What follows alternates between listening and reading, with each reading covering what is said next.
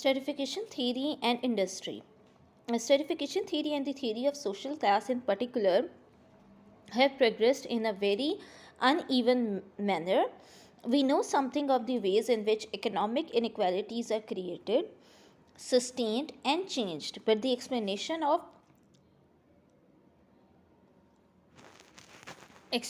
interclass difference in values, ideologies, and patterns of behavior is poorly developed. Contribution to stratification theory in Britain have largely been consequences of investigating particular problems. अच्छा, वो यहाँ पे कहते हैं अब ये basically हम स्ट्रेटिफिकेशन थ्योरी एंड इंडस्ट्री को पढ़ने लगे हैं, जिसको हम थ्योरी ऑफ सोशल क्लास भी कहते हैं इन पर्टिकुलर. ठीक है. Have progressed in very uneven manner. We know something of the ways in which economic inequalities are created. Like आप ये देखो, स्ट्रेटिफिकेशन जो है वो to some extent economic inequality तो क्रिएट कर ही रही है. ठीक है. लेकिन फिर भी आप उसमें सर्वाइव भी कर रहे हो, चेंजेस भी आ रही हैं. लेकिन अब बात जो आती है कि वो जो इंटर क्लास डिफरेंस है उसका सिर्फ हम अगर बात करें कि हमारी जो हायरार्की इंडस्ट्री के अंदर है वो इनइक्वालिटी तो चलो क्रिएट करती है, लेकिन फिर भी आप सस्टेन कर जाते हो, चेंज भी होते हो, आप अपनी पोजीशन भी चेंज कर रहे हो, प्रमोशन की तरफ भी जा रहे हो, वर्क हार्ड भी कर रहे हो. लेकिन उसकी वजह से जो इंटर क्लास डिफरेंस आ रहा है ना, यानी कि जो सोसाइटल लेवल पे हम देखें जो values, ideologies, patterns of behaviour में जो डिफरेंस आ रहा है वो ज़्यादा इफ़ेक्ट करता है एज़ कम्पेयर. लाइक आपकी सोशल लाइफ आपकी इंडस्ट्रियल हायरार्की से ज़्यादा इफ़ेक्ट होती है as compare to your work life. ठीक है. और वो कहता है कि बट इसमें अब उसने आगे क्या कहा कि British sociologist have concentrated on concrete issues such as the meaning of working class affluence and the correlate of different types of working class situations. For a consideration of more theoretical issues involved in stratification, we must turn to American sociologists who have been carrying on a somewhat polemical debate on the subject for the past 30 years or so. Much of this debate turns on whether stratification is inevitable in any society and therefore relates more to the philosophy of stratification than it to sociology. But the exchange of the views has also dealt with some substantive issue in macro sociology and at some point in relevant to the question of stratification in industry. Huaco has survived the whole series of exchanges, and the following is a summary of his article. In 1945, Davis and Moore put forward their theory of stratification, which they argued that there is a universal necessity which calls for stratification in any social system. On the one hand, they maintain different positions have different degrees of functional importance for preserving society. On the other hand, the amount of talent and training available in the population is secure. So the system attached greater rewards to the functionally more important positions in order to ensure that the individuals with greater talent and training occupies these positions. In 1948, Davis added the modification that mobility of more talented and trained individuals into the more highly reward position is prevented partially by status ascription through family. अच्छा, वो यहाँ पे बात करता है, वो ये कहता है कि जो हमारा जो इसके ऊपर वो ये कहता है कि which fourth certification in the social system क्या है कि आपकी जो डिफरेंट पोजीशंस हैं या डिफरेंट डिग्रीज पे जो आप काम कर रहे हो और जिसकी वजह से आप सोसाइटी में आपकी एक जो फंक्शनल इम्पोर्टेंस है.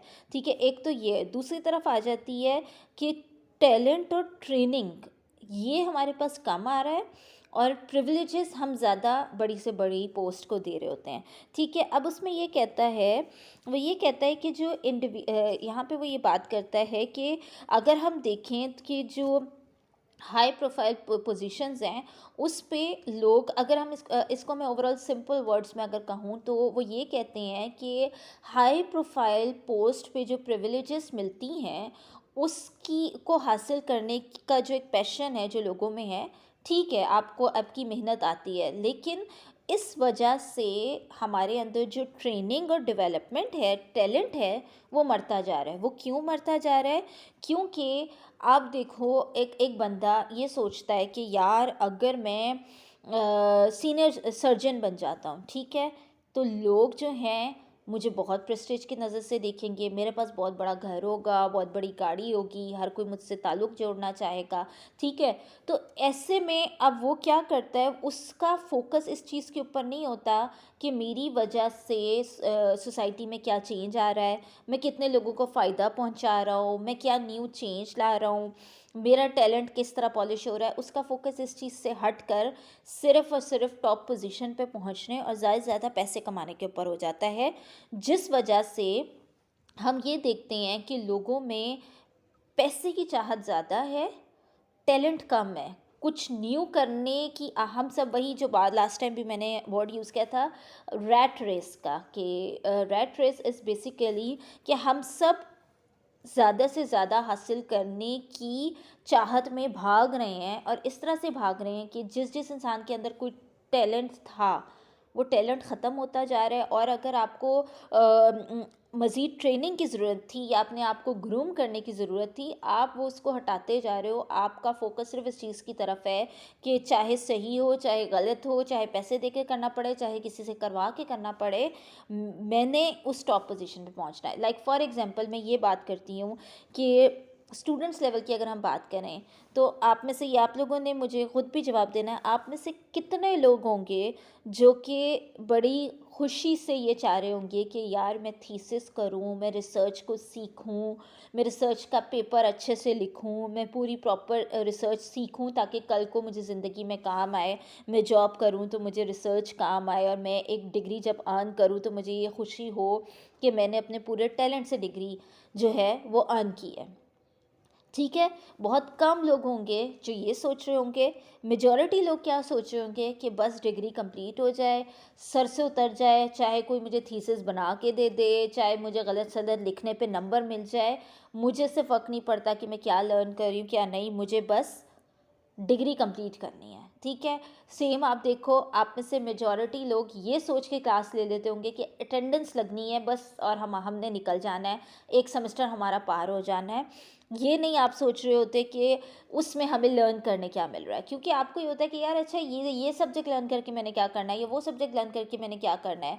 ठीक है, मैंने तो आगे पढ़ना ही नहीं है, या मैंने तो आगे शादी कर लेनी है, या मैंने तो जॉब ही नहीं करनी। तो आप अपने आप का फोकस, आपका आपका गोल ही यही है कि बस ये कंप्लीट हो जाए।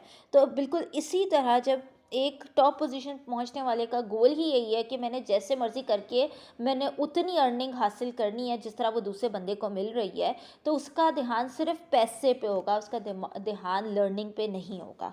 यही बात वो यहाँ पे करते हैं। ठीक है, in 1953, Truman questions the logical status of the notion of differential functional importance as being unmeasurable and intuitive. He also questions the differential scarcity of personnel as an advocate determinant of stratification.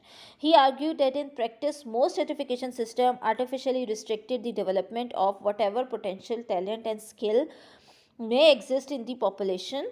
Davis replied, agreeing that stratification restricted talent and training, but maintaining that the 1948 version of his theory had met this objection by explaining ascription in terms of the role of the family. In a reply to Davis, Tuman further challenged the necessity of unequal rewards by suggesting the feasibility of functional equivalent. For example, intrinsic job satisfaction and social service may be advocate motivation for seeking one's appropriate position and fulfilling it consequentiously. In succeeding years, a number of criticism and rejoinder were made by various writers. Huaco attempts to sort out those portions of the Davis-Moore theory which has been destroyed by the critics for the more solid and promising fragments. He believes that the postulates of differential functional importance in a fallacy, there being no evidence that different positions make different degree of contribution to the preservation of society. Also, the assumption that society whose stratification system approach a pure achievement order have greater survival or endurance than most ascriptive societies probably false. Nevertheless, three remaining parts of the theory seems to Huaco to be valid. अच्छा, अब यहाँ पे वो ये कहता है, दो बातें वो इसके ऊपर करता है। वो कहता है कि कुछ जो थेरिस्ट हैं वो इस बात पर क्रिटिसाइज़ करते हैं कि सर्टिफिकेशन नहीं होनी चाहिए। सर्टिफिकेशन की से यानी डिफरेंस ऑफ जॉब लेवल से आज तक किसी सोसाइटी को ओवरऑल एज अ होल क्या फ़ायदा मिला है, एक बात वो ये करते हैं। दूसरे कहते हैं, कुछ ये कहते हैं कि ये जो ब्यूरोक्रेसी है या हायरार्की अगर प्योर सिस्टम के तौर पे चले जिसमें कोई करप्शन ना हो, जिसके rules and regulations proper follow हों, तो ये सोसाइटी को फ़ायदा पहुंचाती है। ठीक है, अच्छा, अब आप लोगों ने जवाब देना है, मुझे बताना है कि आप लोगों को क्या लगता है स्ट्रेटिफिकेशन इन जॉब लेवल पे या ये जो हम इकोनॉमिक क्लास डिफरेंस जो हम बनाते हैं, ये होनी चाहिए या नहीं होनी चाहिए? होनी चाहिए तो क्यों होनी चाहिए, और नहीं होनी चाहिए तो क्यों नहीं होनी चाहिए? आप जो इन दोनों में से आप किस को सपोर्ट कर रहे हो, ठीक है? अब आगे वो क्या कहता है, unequal rewards attach to different position are a cause of the mobility individual into certain positions. अच्छा, नंबर वन वो ये बात करता है कि ये जो अनइक्वल रिवॉर्ड्स अटैच किए गए हैं डिफरेंट पोजीशंस में, ये ही लोगों के दरमियान एक जो जेलसी या कंपटीशन पैदा करती है कि मुझे इस पोजीशन से उठ के दूसरी पोजीशन पहुंचना है। अब जैसे देखो, एक बंदा, और ये सिर्फ एक इंडस्ट्री लेवल की ही हम बात ना करें, एक विद इन ऑर्गेनाइजेशन नहीं, दूसरी ऑर्गेनाइजेशन की भी बात होती है।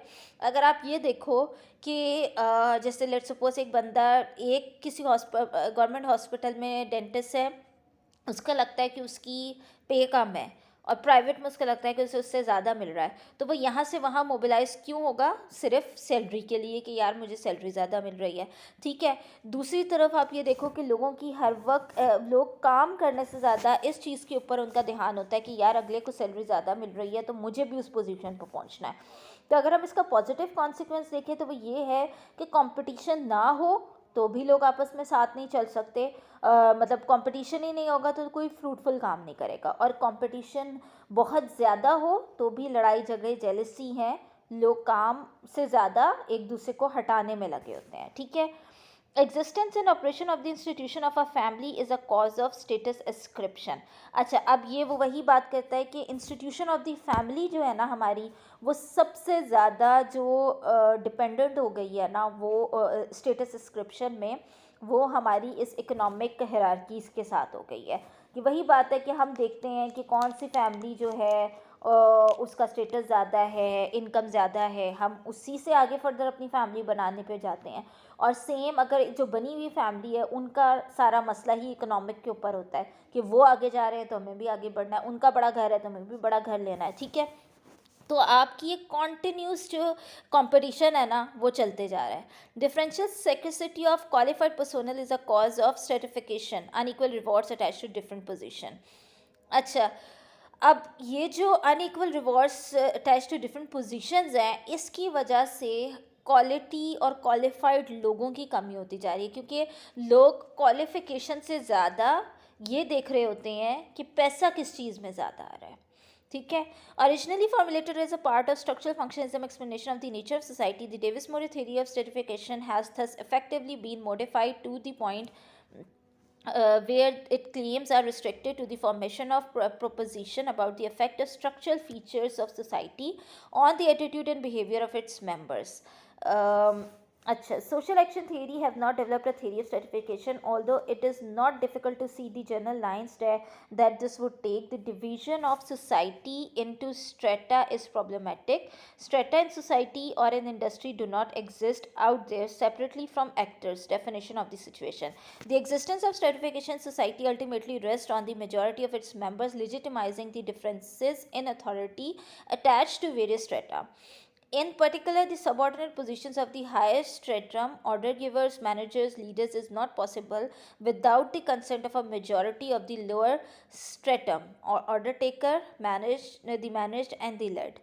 अच्छा, अब यहाँ पे वो ये जो बात करता है, वो ये कहता है कि ये जो स्ट्रक्चर फंक्शनल एक्सप्लेनेशन है हमारी सोसाइटी की, वो क्या कहती है कि हम ये जो स्ट्रेटिफिकेशन है या जो ये डिस्क्रिमिनेशन है, ये हमारी सोसाइटी में तब तक चल सकता है जब तक मतलब इसको वो ये कहते हैं कि इट्स नॉट, ये कोई रियल एग्जिस्ट करती चीज़ नहीं है। स्ट्रेटिफिकेशन हमारे माइंडसेट में है।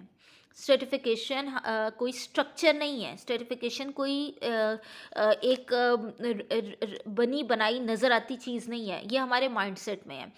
अगर आप इस डिस्क्रिमिनेशन को छोड़ दो, ख़त्म कर दो कि एक लाइक अगर हमारी सोसाइटल लेवल पे हम टैलेंट को इज़्ज़त दें, हम इस चीज़ को कहें कि भाई डॉक्टर होना या प्रोफेसर होना या इंजीनियर होना, that is a prestige thing, ठीक है।